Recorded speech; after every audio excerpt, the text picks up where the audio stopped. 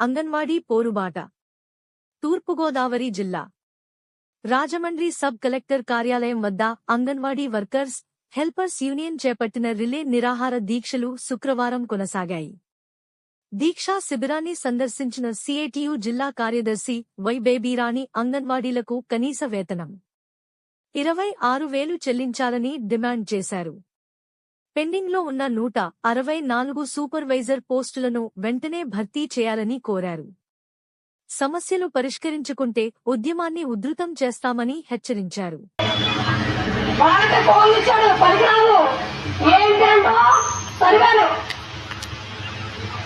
ఈ డిపార్ట్మెంట్ నుంచి వచ్చే పనులు కాకుండా ఎంపీ ఆఫీసుల నుంచి, ఎంఆర్ఓ ఆఫీసుల నుంచి, పంచాయతీ నుంచి ఆఖరికి కార్మికులు మనమే కట్టించుకోవాలంట.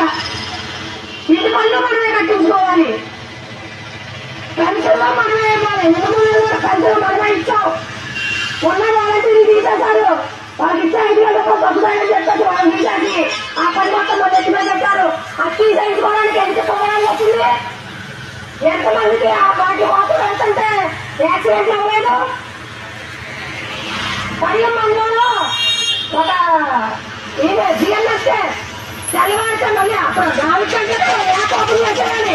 ఆ యాప్ ఓపెన్ చేయడం హడావిడిగా వైజాగ్ నుంచి వస్తూ ఆ బస్సుకి ఆటోలో వస్తానంటే ఆటో కుదుపుడికి పిల్ల కింద పడింది. దాన్ని తెలిసి వారం వెళ్ళిపోయింది. తండ్రి